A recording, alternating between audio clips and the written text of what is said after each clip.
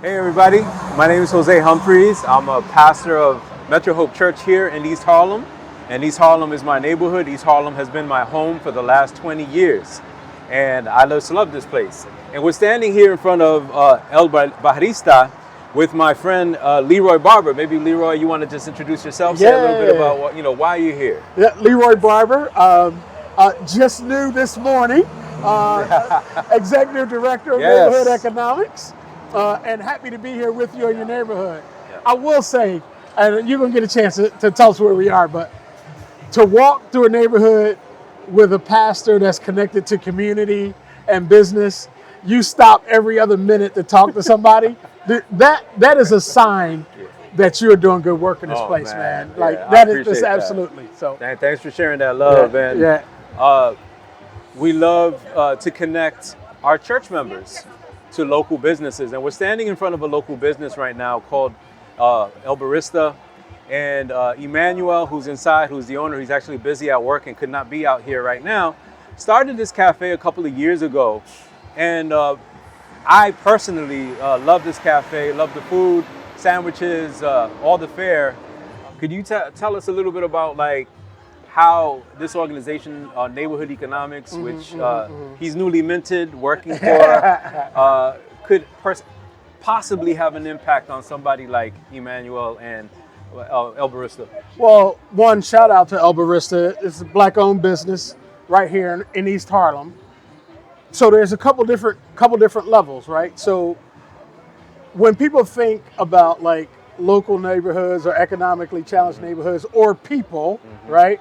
They think training and help, right? That's right. And we're trying to shift that. Yes. That there's Emmanuels around who are running good businesses right. that don't need training, like to run a business. They're running a successful business. They need capital investment to grow and or scale their business, right? So it's on all levels. It's a level of training, right?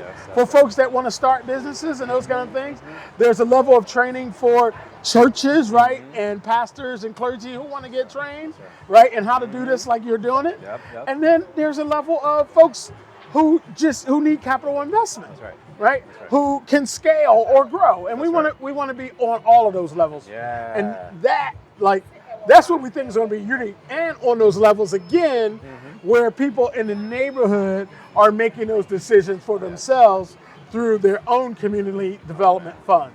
I love that. I love that. And it just sounds like it's such a collaborative effort and an empowering effort where people are actually going to be able to make decisions about earmarking dollars and how they're used in their own communities. And we were talking about earlier how it's important for dollars to stay in communities, to be circulated in communities. So, you have these franchises and, they do what they do. Then you also have these small businesses that might just need that extra infusion of capital to take them from one level to the next. And that's what I think about when you say that, like, no technical assistance or more training is going to do that, right? Right. It's that extra capital. Yeah, and I think it's really cool that you as a pastor, as clergy, as a neighborhood leader is shifting some of the focus of how your church thinks about money. And we need to shift the focus on how people of faith think about money, right? Although this isn't just about people of faith, but if we shift that, like the dream is people in control of their own local economy and moving the dollar around their neighborhood, right?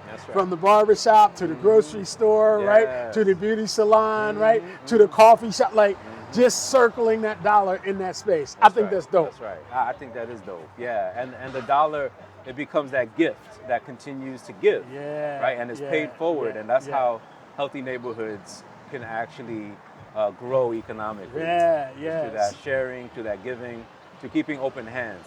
Well, Leroy, I'm so excited about this new endeavor.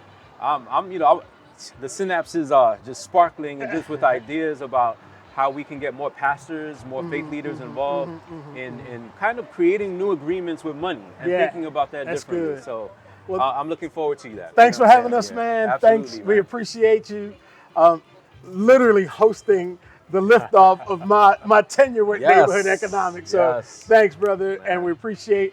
And If you want to stay in contact with neighborhood economics, go to neighborhoodeconomics.org, and we look to connect with you. Thanks.